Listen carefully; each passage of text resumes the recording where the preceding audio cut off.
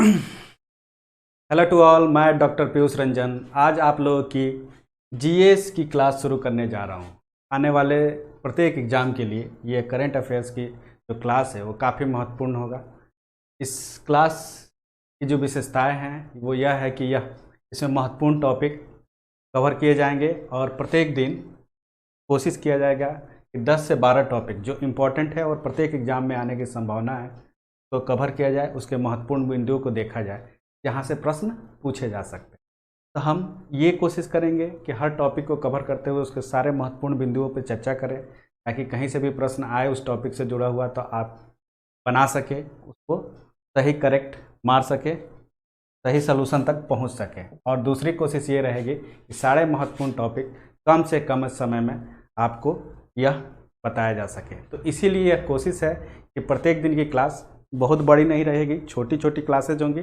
हाँ, सारे टॉपिक जो भी कवर किए जाएंगे वो काफ़ी महत्वपूर्ण होंगे और एग्ज़ाम पॉइंट ऑफ व्यू से वो आने वाले सारे एग्ज़ाम्स में, चाहे यूपी हो, बिहार हो, झारखंड हो या कोई भी एग्ज़ाम्स हो, उसके हिसाब से वो काफ़ी महत्वपूर्ण टॉपिक होंगे। तो चलिए, आज की क्लास से हम जो क्लास की विशेषता है वो मैंने बता दी। अब टॉपिक वाइज इस क्लास को शुरू करते हैं। तो सबसे पहला टॉपिक है जेवर। यह नाम सुन के काफ़ी दिनों से ये चर्चा में रहा है, लगभग 1.5-2 सालों से न्यूज़पेपर की हेडिंग्स में रहा है। तो हम ये जान लेते हैं कि जेवर जो है यह नोएडा का एक क्षेत्र है। नोएडा का एक क्षेत्र है जो कि यूपी में आता है और यहाँ एक इंटरनेशनल एयरपोर्ट बनने जा रहा है। ठीक है, और यह इंटरनेशनल एयरपोर्ट जो है वो एशिया का सबसे बड़ा एयरपोर्ट होगा जब यह बन के तैयार होगा, और विश्व का चौथा सबसे बड़ा एयरपोर्ट होने जा रहा है।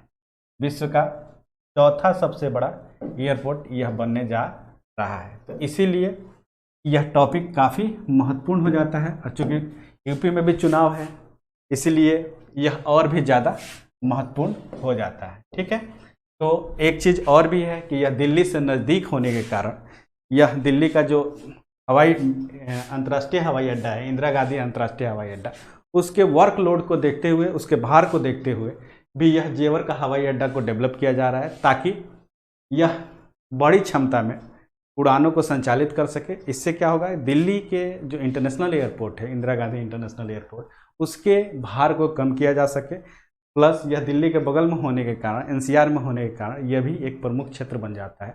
और यहाँ केवल जेवर का जो अंतर्राष्ट्रीय हवाई अड्डा है वो क्षेत्र इसलिए भी नहीं महत्वपूर्ण है क्योंकि यहाँ हवाई अड्डा बन रहा है, बल्कि इसके साथ साथ वहाँ बहुत सारे और भी विकास होंगे जिसके कारण यह क्षेत्र और भी ज़्यादा डेवलप होगा। इसीलिए यह महत्वपूर्ण हो जाता है, और यह जब बन के तैयार होगा तो यह विश्व का चौथा सबसे बड़ा अंतर्राष्ट्रीय हवाई अड्डा होगा और एशिया का पहला सबसे बड़ा अंतर्राष्ट्रीय हवाई अड्डा होगा। तो ये हमें ध्यान रखना है क्योंकि ये सवाल पूछे जा सकते हैं। ये बहुप्रतीक्षित जो हवाई अड्डा है, इसका उद्घाटन हमारे प्रधानमंत्री श्री नरेंद्र मोदी ने 25 नवंबर 2021 को किया, और यह जो हवाई अड्डा बनेगा वो पीपीपी मॉडल पे बनेगा, यानी जो पब्लिक प्राइवेट पार्टनरशिप के बेस पे बनेगा। मतलब इसमें निजी कंपनियां भी होंगी और सरकारी कंपनियां भी होंगी, दोनों मिलके अपने उच्च क्षमता, उच्च तकनीकी ज्ञान के आधार पर इसका निर्माण करेंगे। ठीक है, इसको बनाने की जो जिम्मेदारी दी गई है वह स्विस बेस एक ज्यूरिख इंटरनेशनल एयरपोर्ट है, एजी, उसी को इसके विकसित करने की जिम्मेदारी दी गई।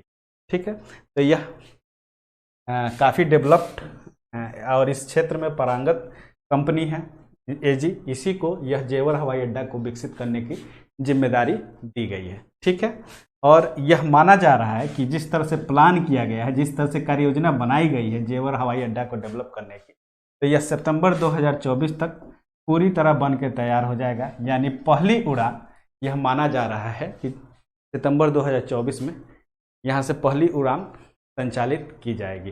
ठीक है, तो यह लगभग 2 साल के अंदर ही इसको डेवलप करने की बात की जा रही है। और ऐसा भी माना जा रहा है कि 2030 तक एक साथ 178 विमानों को खड़ा करने का या एक साथ 178 विमानों को संचालित करने का की क्षमता वाला यह एयरपोर्ट बन जाएगा। ठीक है, एक चीज़ इससे और भी जुड़ा हुआ है और महत्वपूर्ण है, यह उत्तर प्रदेश का 5वां कौन सा 5वां अंतर्राष्ट्रीय हवाई अड्डा होगा। तो ये भी हमको याद रखना है, क्योंकि इस पे भी प्रश्न पूछे जा सकते हैं कि यूपी में कितने अंतर्राष्ट्रीय हवाई अड्डे हैं। तो ये 5वां है, तो इससे पहले 4 होंगे, तो टोटल 5 यूपी में अंतर्राष्ट्रीय हवाई अड्डा हो जाएगा। क्या?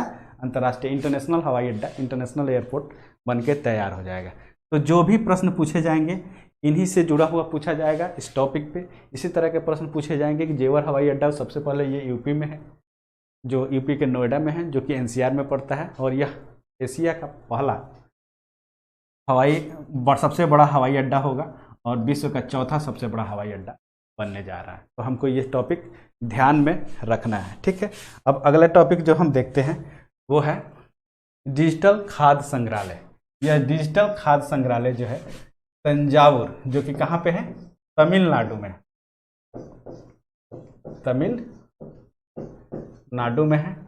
यह तमिलनाडु में तंजावुर में केंद्रीय मंत्री पीयूष गोयल ने, जो कि पहले रेल मंत्री हुआ करते थे, केंद्रीय मंत्री पीयूष गोयल ने इसका उद्घाटन किया है, ठीक है। और यह जो डिजिटल खाद्य संग्रहालय है, यह सबसे, इस पे जो प्रश्न बन सकते हैं वो यही बन सकते हैं कि यह जो संग्रहालय है वो कहाँ बनाया गया है। तो यह तंजावुर में बनाया जा रहा है, और इसके बनाने वाले जो 2 कंपनियां हैं, 2 हैं, वो है, एक है FCI food corporation of India, भारतीय खाद्य निगम, और दूसरा है विश्वेश्वरैया औद्योगिक और प्रौद्योगिकी संग्रहालय, ठीक है। ये कहाँ पे है? यह बेंगलुरु में है, बेंगलुरु में है। तो ये दोनों मिल के इस डिजिटल खाद्य संग्रहालय को बनाने जा रहे हैं, जिसका उद्घाटन किसने किया है? केंद्रीय मंत्री पीयूष गोयल ने किया है, जो कि कहाँ पे है? तंजावुर, तमिलनाडु में। इससे जो प्रश्न बन सकता है मूलतः 2 ही बन सकता है। वो यह बन सकता है कि पहला डिजिटल, ये पहला है, इससे पहले इंडिया में कोई नहीं था। पहला डिजिटल संग्रहालय कहाँ स्थापित किया गया है? तो ये तंजावुर, या किस स्टेट में स्थापित किया गया है? तो तमिलनाडु में। और इसके 2 माध्यम से किया जा रहा है, तो FCI और विश्वेश्वरैया औद्योगिक एवं प्रौद्योगिकी संग्रहालय, जो कि बेंगलुरु में है, इन दोनों के संयोजन से वो स्थापित किया जा रहा है। तो आपको ये दोनों चीज़ें याद रखनी है, भूलना नहीं है, ठीक है। अगला जो टॉपिक है वो है रानी गंडोलिनी आदिवासी स्वतंत्रता सेनानी संग्रहालय। यह जो है स्वतंत्रता संग्रहालय, सेनानी संग्रहालय जो है वो, इसका उद्घाटन हमारे केंद्रीय गृह मंत्री अमित शाह जी ने किया है, ठीक है। और यह कहाँ पे है? तामेंगलोंग डिस्ट्रिक्ट जिला, तामेंगलोंग जिला। यह जिला किस स्टेट में पड़ता है? तो यह मणिपुर में पड़ता है। कहाँ? मणिपुर पड़ता है। यह मणिपुर के जिले तामेंगलोंग में एक गांव है लुआंगकोवा। यह लुआंगकोवा जो गांव है, यह रानी गंडोलिनी का निवास स्थान है, जन्म स्थान है। यहीं पे 26 जनवरी 1915 को रानी गंडोलिनी जो है यह पैदा हुई थी, और इन्हीं के नाम पे यह स्वतंत्रता सेनानी संग्रहालय की स्थापना की गई है। इन्होंने भारत के स्वतंत्रता संग्राम में बहुत ही कम उम्र में भूमिका निभाई, जेल भी गई, लंबे समय तक जेल भी रही, और आज़ादी के बाद जब देश आज़ाद हुआ, तब जवाहरलाल नेहरू PM बने, तब इनको आज़ादी मिली, तब यह स्वतंत्र हुई। तो इनके बड़े स्वतंत्रता संग्राम में एक बड़ी भूमिका को देखते हुए, लंबे समय तक जेल में रहने के कारण और स्वतंत्रता संग्राम में लीन रहने के कारण, और बहुत ही कम उम्र में स्वतंत्रता सेनानी बनने के कारण, यह और सब फेमस महिला स्वतंत्रता सेनानी है, इसके कारण इनके नाम पे स्वतंत्रता सेनानी संग्रहालय स्थापित किया गया। और यह मणिपुर की ही थी, और इनका जन्म वहाँ 1915 में ही हुआ था, और यही लुआंगको गांव में हुआ था। तो डिजिटल माध्यम से अमित शाह जी ने, जो कि केंद्रीय गृह मंत्री हैं, वो उन्होंने इस मणिपुर में इसकी स्थापना की। तो प्रश्न ये पूछा जा सकता है कि यह जो स्वतंत्रता सेनानी संग्रहालय है वो किस राज्य में स्थापित किया गया? तो मणिपुर में। ये भी पूछा जा सकता है कि किसके नाम पे, किस स्वतंत्रता सेनानी के नाम पे स्थापित किया गया? तो यह रानी गंडोलिनी के नाम पे। इन्हीं के रानी जो टर्म उपाधि दी गई है, यह जवाहरलाल नेहरू के द्वारा, जब आप हिस्ट्री में पढ़िएगा जवाहरलाल नेहरू जो कि फर्स्ट पीएम थे, उन्हीं के द्वारा यह उपाधि दी गई थी, क्योंकि इनके स्वतंत्रता संग्राम में भूमिका को देखते हुए बहुत कम उम्र में इन्होंने इसमें पार्टिसिपेट किया था, इसीलिए इनको रानी की उपाधि भी दी गई थी, जो कि पीएम के द्वारा, उस समय के पीएम के द्वारा दी गई थी। और इसीलिए ये प्रश्न जो बन सकता है, ये तो एक तो इस पे बन सकता है, दूसरा इन पे बन सकता है, और तीसरा किस जिले में किया गया है, तो तामेंगलोंग जो मणिपुर का जिला है यहाँ स्थापित किया गया है। ठीक है, यहीं पे सिटी कन्वेंशन सेंटर इम्फाल में इसको डिजिटल माध्यम से इसका उद्घाटन किया गया, स्थापित करने की बात की गई। तो इस पे ये सवाल यही पूछे जा सकते हैं, एक रानीगढ़ का नाम याद रखना है, दूसरा इस जिले का नाम याद रखना है, और तीसरा इस राज्य का नाम याद। ठीक है, और हो सकता है कि ये रानी के बारे में जो मैंने बताया, इस पे भी सवाल पूछे जा सकते हैं। तो ये थोड़ा सा हिस्ट्री का पार्ट है जो मैंने आपको बताया, और इस पे सवाल ऐसे ही पूछे जा सकते हैं, तो आपको इसको ध्यान रखना है। ठीक है, अब अगला टॉपिक जो है, हाँ आप लोग जरूर इसको ध्यान रखिएगा। मैं जो भी टॉपिक करा रहा हूँ, मैंने जानबूझ के पहले से कुछ मेन पॉइंट इसलिए लिख रखे हैं ताकि समय की बचत हो, कम समय में ज़्यादा टॉपिक कवर किया जा सके, और जो की पॉइंट है, जो मेन टर्म है, जो उस टॉपिक से जुड़ा हुआ है, जहाँ से प्रश्न पूछे जा सकते हैं, वही मैंने जानबूझ के लिखे हैं, ताकि आसानी से आप इसको नोट डाउन कर सकें, कम समय में महत्वपूर्ण टॉपिक को पढ़ सकें।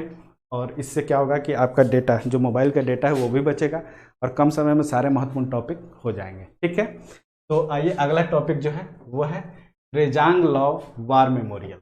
यह रेजांग लॉ वार मेमोरियल जो है, यह 1962 के India China war, India China युद्ध से जुड़ा हुआ है। ठीक है, इन्हीं 1962 में यह रेजांग एक क्षेत्र है जो कि लद्दाख में है। इसी रेजांग में चीन के सैनिकों के द्वारा, जो कि लगभग 2000 के आसपास थे, और इंडियन सैनिक जो कि 13 कुमायूं रेजिमेंट के सैनिक थे, जो मेजर शैतान सिंह के नेतृत्व में लगभग 113 इंडियन सैनिक जो है 2000 चीनी सैनिकों का के साथ इसी क्षेत्र में रेजांग ला एरिया जो कि लद्दाख में है, यहीं पे युद्ध लड़ रहे थे, जहां युद्ध लड़ते हुए लगभग 98 सैनिक, इंडियन सैनिक, जिसमें मेजर शैतान सिंह भी थे, वो शहीद हो गए। लगभग 2000 चीनी सैनिकों का सामना इन 113 भारतीय वीर सैनिकों ने किया, जिसमें उनकी शहादत भी हुई, और इसमें 98 लगभग सैनिक मारे शहीद हो गए, जिसमें मेजर शैतान सिंह भी शामिल थे। उन्हीं की याद में उस 1962 के युद्ध के, जो रेजांग युद्ध हुआ था, उसी के याद में यह एक वार मेमोरियल जो है यहाँ स्थापित किया गया है। तो हमको यह याद रखना है, यह वार मेमोरियल किसके द्वारा, रक्षा मंत्री के द्वारा यह वार मेमोरियल स्थापित किया गया है। और इसीलिए इस पे जो सवाल बन सकते हैं, यह बन सकते हैं कि ये कहाँ पे है, लद्दाख में है, और लद्दाख के चुशूल क्षेत्र में है। ठीक है, तो सीधे सीधे ये पूछा जा सकता है कि कहाँ पे है, तो लद्दाख में। किसने इसका उद्घाटन किया, तो राजनाथ सिंह, जो रक्षा मंत्री हैं, श्री राजनाथ सिंह, उन्होंने किया। और यह किससे जुड़ा हुआ है, 1962 के वार से जुड़ा। और उस समय जो इंडिया की तरफ से जो रेजिमेंट ने पार्टिसिपेट किया, वो 13 कुमायूं रेजिमेंट था, जो किसके नेतृत्व में किया, मेजर शैतान सिंह के नेतृत्व। तो ये कुछ महत्वपूर्ण बिंदु हैं जिसको हमको याद रखना है, और इसी से जुड़ा हुआ है रेजांग लॉ वार मेमोरियल। तो आपको ये जो इस टॉपिक से जुड़ा हुआ महत्वपूर्ण बिंदु है वो यही है, और आपको इसको याद रखना है। ठीक है, तो ये क्षेत्र जरूर हमें याद रखना है, यह लद्दाख का क्षेत्र। ठीक है, अब अगला टॉपिक जो इससे जुड़ा हुआ है वो देख लेते हैं, वह है पोचमपल्ली। यह पोचमपल्ली जो है इतिहास में भी महत्वपूर्ण है, और अभी हाल के करंट में भी जो समसामयिक घटना है उसमें भी महत्व। यह तेलंगाना राज्य का एक गांव है।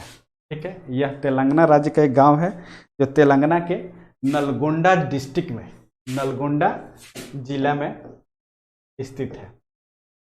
कहाँ, तेलंगाना के नलगोंडा जिले में यह पोचमपल्ली जो गांव है वो स्थित है। और यह WTO के द्वारा यह जो गांव है वो क्या किया गया है, सर्वश्रेष्ठ पर्यटन गांव घोषित किया गया है भारत में। क्यों, भारत में सर्वश्रेष्ठ पर्यटन गांव UNWTO माने यूनाइटेड नेशन का जो पर्यटन विभाग है, वर्ल्ड पर्यटन विभाग, वर्ल्ड टूरिज्म ऑर्गेनाइजेशन, उसके द्वारा यह भारत का सर्वश्रेष्ठ पर्यटन गांव घोषित किया गया है। कौन सा? पोचमपल्ली।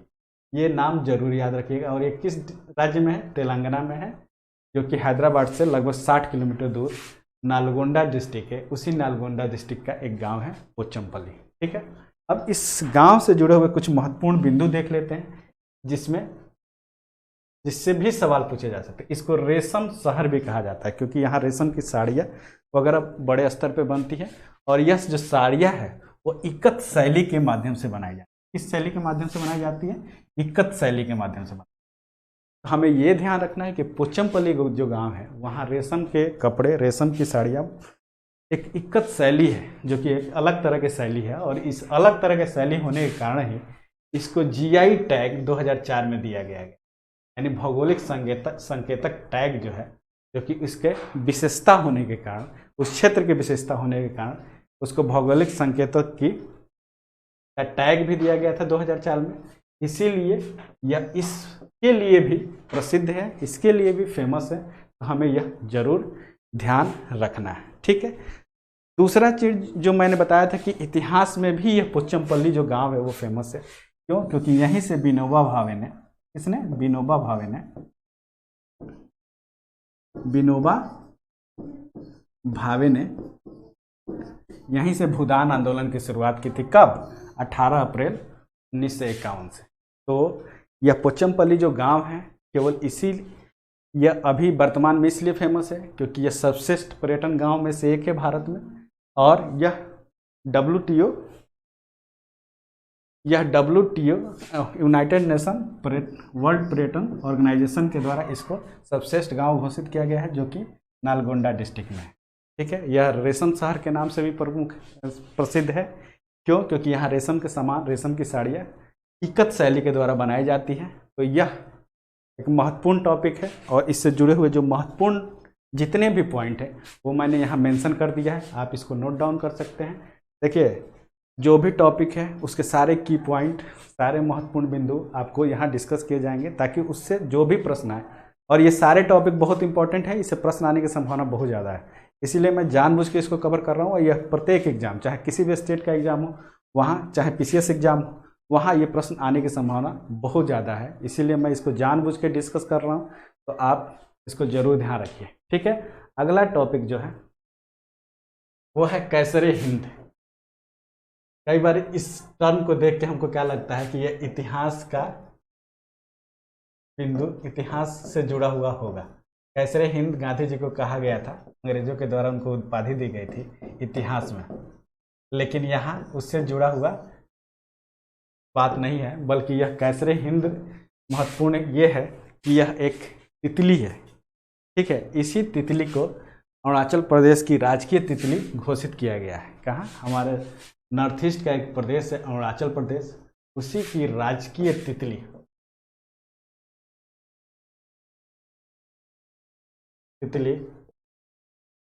वहाँ के मंत्रिमंडल के द्वारा, जो कि नवंबर 2021 में वहाँ के मंत्रिमंडल के द्वारा तो राजकीय तितली घोषित किया गया है कैसरे हिंद को, इसीलिए यह चर्चा में।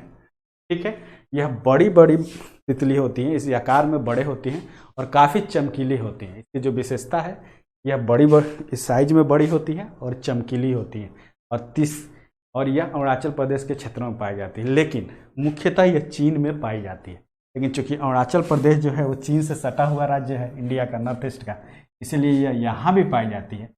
और यहाँ ये अच्छी संख्या में पाई जाती है, इसीलिए यहाँ के मंत्रिमंडल के द्वारा इसको राजकीय तितली, यानी उस राज्य की प्रमुख तितली का दर्जा, राजकीय तितली का दर्जा इसको अभी दिया गया है नवंबर 2021 में कैसरे हिंद को। तो यह कंफ्यूज नहीं होना है कि यह इतिहास का टर्म है या करंट अफेयर्स का। जब इतिहास का टर्म होगा तो उसको मैंने बता दिया, यह गांधी जी को मिला हुआ उपाधि था, जो कि अंग्रेजों के द्वारा इनको दिया गया था, और लेकिन वो इतिहास से जुड़ा हुआ है। और जब भी वहाँ ऑप्शन देखिएगा तो आपको पता चल जाएगा। दूसरा, ये करंट अफेयर्स में क्या है, अरुणाचल प्रदेश की राजकीय तितली है, जिसको नवंबर 2021 में मंत्रिमंडल द्वारा घोषित किया गया है, राजकीय तितली का दर्जा दिया गया है, और यह बड़ी और चमकीली। तो आपको ये चीज़ें याद रखनी है। अगला टॉपिक जो है वो है श्रीनगर। श्रीनगर ग्रीष्मकालीन राजधानी है जम्मू कश्मीर की, ये तो हम लोग जानते हैं, बचपन से पढ़ते आ रहे हैं। छोटे क्लास से ही हम लोग जब राज्यों की राजधानी पढ़ते हैं तो इस श्रीनगर के बारे में पढ़ते आ रहे हैं। लेकिन अभी जो चर्चा में बना हुआ वो इसलिए बना हुआ है कि यूनाइटेड नेशन के द्वारा रचनात्मक शहरों के नेटवर्क में इस शहर को शामिल किया गया। रचनात्मक शहरों के नेटवर्क में इस शहर को शामिल किया गया है। और किस लिए शामिल किया गया है?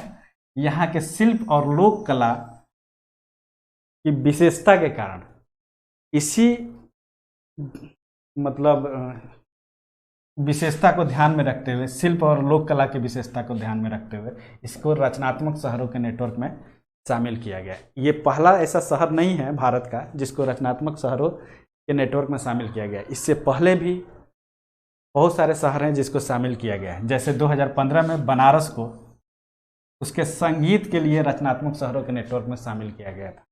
वही 2015 में जयपुर को भी शिल्प और लोक कलाओं के विशेषता के कारण रचनात्मक शहरों में के नेटवर्क में शामिल किया गया था। तो श्रीनगर और जयपुर जो है रचनात्मक शहरों के नेटवर्क में लोक कला और शिल्प कला के कारण शामिल किया गया। बनारस जो है वो संगीत के कारण शामिल किया। वही 2017 में देखें तो चेन्नई को भी संगीत के कारण शामिल किया गया था। और 2019 में देखें तो मुंबई को फिल्म के कारण रचनात्मक शहरों की लिस्ट में नेटवर्क में शामिल किया गया था। और हैदराबाद को पाक कला के कारण रचनात्मक शहरों के लिस्ट में शामिल किया गया था। तो हमें ये याद रखना है कि श्रीनगर को रचनात्मक शहरों के नेटवर्क में किस कारण से शामिल किया गया है? इसकी शिल्प और लोक कला की विशेषता के कारण शामिल किया गया। हाँ, प्रश्न इस पर यह भी बन सकते हैं, इंडिया के वो कौन से शहर हैं जो रचनात्मक शहरों के नेटवर्क में शिल्प और लोक कलाओं के कारण शामिल किया गया? तो श्रीनगर भी है और दूसरा जयपुर भी है। तो ये दोनों याद रखना है। चेन्नई को किस लिए शामिल किया गया और बनारस को संगीत के लिए शामिल किया गया। तो चेन्नई और बनारस को संगीत के लिए रचनात्मक शहरों के लिस्ट में शामिल किया गया, नेटवर्क में शामिल किया गया, ये भी आपको याद रखना है।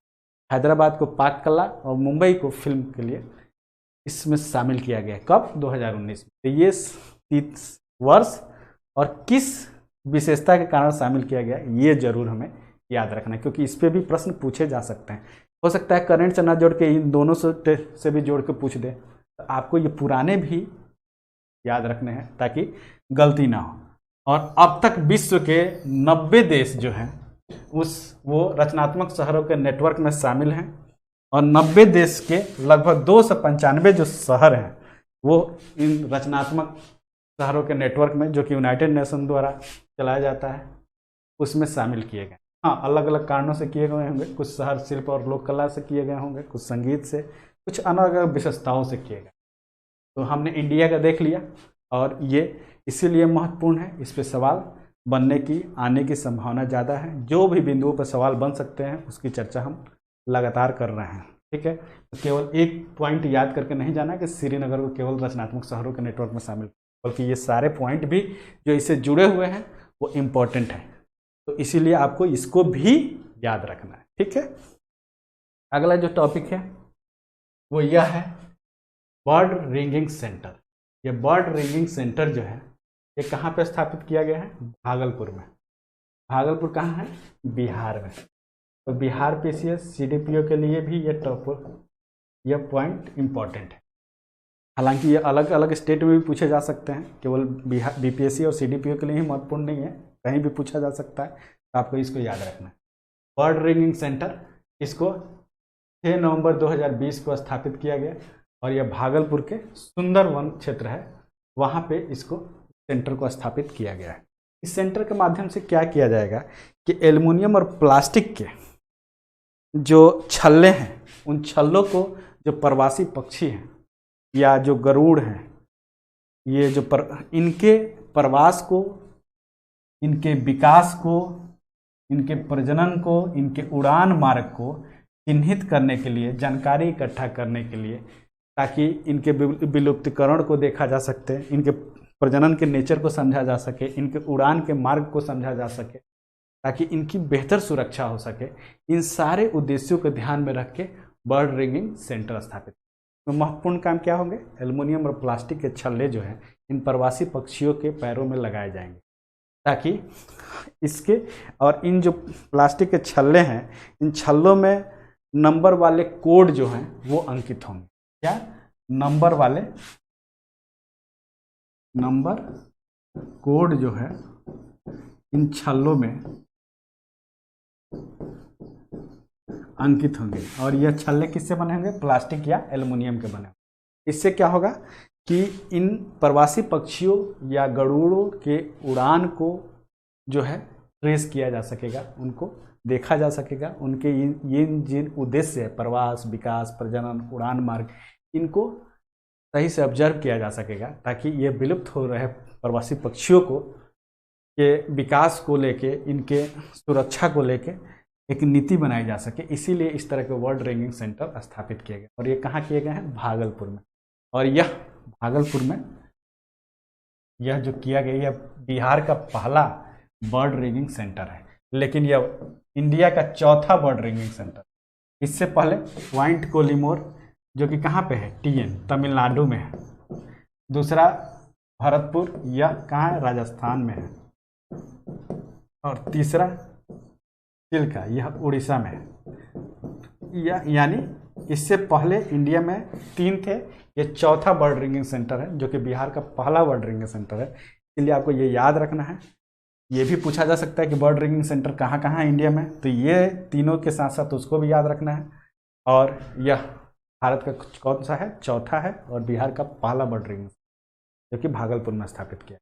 तो आपको ये चीज़ें याद रखनी है, क्योंकि इस पर प्रश्न ऐसे ही बन सकते, जो भी प्रश्न बन सकते हैं मैं उन सारे की पॉइंट्स को, की बिंदु को यहाँ पे मेंशन कर रहा हूँ, ताकि कहीं से भी गलती ना हो।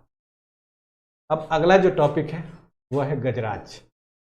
गजराज से तो देख के लग रहा है कि ये हाथी का नाम होगा, लेकिन हाथी के जो शक्ति क्षमता है उसको सांकेतिक रूप से, सिंबॉलिक रूप से दिखाने का काम किया गया। यह एक डीजल इंजन है। क्या है, डीजल इंजन है। और यह डीजल इंजन कहाँ बनाया गया है, मढ़ौरा, यह सारण में, सारण डिस्ट्रिक्ट यानी छपरा में जो डीजल इंजन कारखाना है रेलवे का, उसी में यह गजराज को बनाया गया है, डीजल इंजन कारखाने में। यह डीजल इंजन जो कारखाना है, इस डीजल इंजन कारखाने पे इस गजराज को बनाया गया है, जिसकी क्षमता कितनी है, शक्ति क्षमता 6000 हॉर्स पावर। और यह इंडिया का सबसे शक्तिशाली डीजल इंजन है। तो इसीलिए यह चर्चा में बना।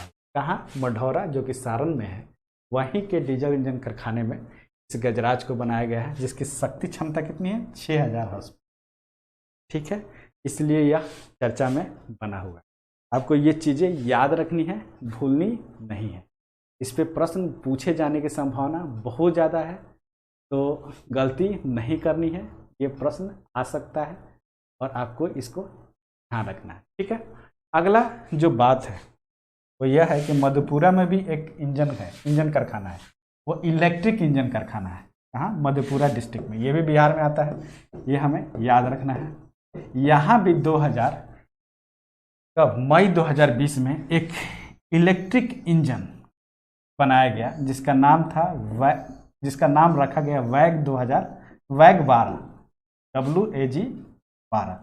यह इसकी क्षमता जो थी वो 12000 हॉर्स पावर थी। यह भारत का सबसे उच्च क्षमता वाला इलेक्ट्रिक इंजन था, जिसका नाम क्या था, वैग 12। यह कब बनाया गया था, मई 2020 में। कहाँ, मधेपुरा के इलेक्ट्रिक इंजन फैक्ट्री में, इलेक्ट्रिक लोको फैक्ट्री। ठीक है, और यह इंडिया का सबसे उच्च हॉर्स पावर का इलेक्ट्रिक इंजन था जो कि रेलगाड़ी में यूज होने वाला, और इसकी स्पीड थी 120 किलोमीटर पर आवर, और यह लगभग 6000 टन वजन को वहन करने या खींचने की क्षमता रखता था। ठीक है, तो ये दोनों, ये तो चूंकि अभी समसामयिक करंट है या मुद्दा में है, समसामयिक चर्चा में है। गजराज क्या है, यह डीजल इंजन है। ये कंफ्यूज नहीं होना है कि डीजल इंजन है, पेट्रोल इंजन है या इलेक्ट्रिक इंजन है। यह डीजल इंजन है। कहाँ बना है, मढ़ौरा, बिहार में बना है, और इसकी क्षमता है 6000 हॉर्स पावर। इससे पहले जो इलेक्ट्रिक लोको फैक्ट्री जो कि मधेपुरा में था, जो कि बिहार का एक डिस्ट्रिक्ट है, वहाँ इलेक्ट्रिक इंजन बना था, 2020 में, मई 2020 में। क्या नाम था? WAG-12। इसकी हर्स क्षमता थी 12,000 हॉर्स पावर और यह इतना तेजी से चल सकता है। ये इंडिया का सबसे उच्च क्षमता का इलेक्ट्रिक इंजन था। तो हमें ये दोनों याद रखना है, दोनों से सवाल पूछे जा सकते हैं। कई बार पुराना 1-1.5 साल पुराना भी सवाल, करंट से जुड़ा हुआ सवाल पूछा जाता है, ऐसे ही सवाल पूछे जाते हैं। तो ये कंफ्यूज नहीं होना है कि ये करंट का नहीं था कैसे पूछ दिया। कई बार ऐसे ही जोड़ के पूछ देता है, चलो डीजल इंजन का अभी चर्चा में, इलेक्ट्रिक इंजन 1 साल पहले चर्चा में था, इसी को पूछ लेते हैं, इसको छोड़ देते हैं। तो ऐसा नहीं करना है, ऐसे ही जोड़ जोड़ के हमें चीज़ों को पढ़ना है ताकि आसानी से हम समझ सकें कि क्या पूछा जा रहा है। ठीक है, अब अगला टॉपिक जो है वह है डॉक्टर डॉक्टर जटाशंकर झा। ये क्या है? बिहार के इतिहासकार हैं जो कि बिहार से जुड़े हुए हैं। इन्होंने बहुत सारे इतिहास की किताबें लिखी हैं और यह मधुबनी डिस्ट्रिक्ट में पैदा हुए थे, लेकिन अभी इनका देहांत हो गया है 5 फरवरी 2021 को। लेकिन इन्होंने चूंकि बिहार से जुड़ी हुई बहुत सारे महत्वपूर्ण इतिहास से जुड़ी हुई किताबें लिखी हैं, क्योंकि बिहार के हिस्ट्री से जुड़ी हुई है, इसीलिए इस पर सवाल पूछे जाने की संभावना BPSC में, CDPO में बहुत ज़्यादा है। ठीक है, कुछ किताबों के नाम की चर्चा कर लेते हैं जो कि इनसे जुड़ा हुआ। कई बार ऐसा भी पूछा जा सकता है, किताब का नाम दे दिया गया और हिस्टोरियन का नाम पूछ लिया गया। तो चूँकि यह करंट से जुड़े हुए हैं, चर्चा में है, तो इनकी किताबों को भी एक बार एक नज़र देख लेते हैं, शायद वहाँ हमें आसानी से याद आ जाए, या एक बार देख के जाएंगे तो हो सकता है कि आराम से याद आ जाए। इनकी पहली किताब है early revolutionary movement in Bihar. ठीक है, बिहार में प्रारंभिक क्रांतिकारी आंदोलन। ठीक है, दूसरा है एजुकेशन इन बिहार। ये एजुकेशन इन बिहार है, इंडिया नहीं है, तो ये हमें याद रखना है। ये गलत लिखा गया है, एजुकेशन इन बिहार।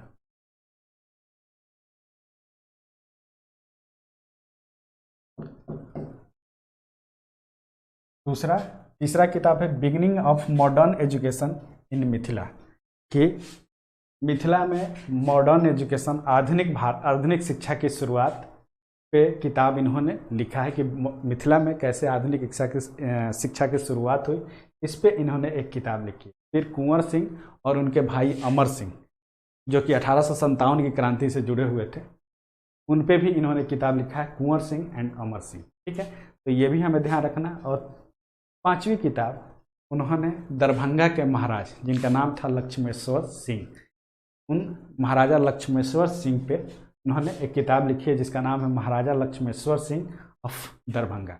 हमें ये पांचों किताब, early revolutionary movement in Bihar, education in Bihar, तीसरी किताब है beginning of modern education in Mithila, चौथी किताब है कुंवर सिंह एंड अमर सिंह, जो कि दोनों भाई थे, और 5वीं किताब है दरभंगा के महाराज पे, महाराजा लक्ष्मेश्वर सिंह ऑफ दरभंगा। तो हमें ये याद रखना है। ठीक है, एक और किताब है जो कि महत्वपूर्ण नहीं था, फिर भी मैं एक बार बता दे रहा हूँ, बायोग्राफी ऑफ इंडियन पेट्रियट।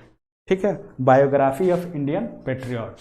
तो ये 5-6 जो किताबें हैं ये आपको जरूर याद रखना है, क्योंकि चूँकि इनका देहांत 5 फरवरी 2021 को हुआ है। और ये बिहार के बड़े इतिहासकार हैं, इन्होंने बिहार पे बहुत सारी किताबें लिखी हैं, बिहार के इतिहास पे और इंडिया के इतिहास पे भी लिखा है। तो इसीलिए यह महत्वपूर्ण है और इससे सवाल पूछे जा सकते हैं। हो सकता है इतिहास के प्रश्न में ही इस सवाल को डाल दिया जाए। तो आपको ये चीज़ें याद रखनी है, इस पर प्रश्न पूछे जा सकते हैं और बहुत ही महत्वपूर्ण है। ठीक है, तो आज इतना ही। हमने 10 टॉपिक जो काफ़ी महत्वपूर्ण थे बिहार के हिसाब से, CDPO के हिसाब से, या अन्य किसी भी एग्ज़ाम के लिए, तो उसको हमने देखा, उसके महत्वपूर्ण बिंदुओं को देखा। ऐसे ही छोटे छोटे वीडियो जो कि आपको बोझिल भी ना करे और सारे महत्वपूर्ण बिंदु यहाँ कवर करेंगे, और ऐसे ही धीरे धीरे अपने क्लास को आगे बढ़ाएं। तो इससे जुड़ा हुआ कोई भी कन्फ्यूजन हो, कोई भी प्रश्न हो, तो आप कमेंट सेक्शन में प्रश्न करके पूछ सकते हैं। Thank you so much.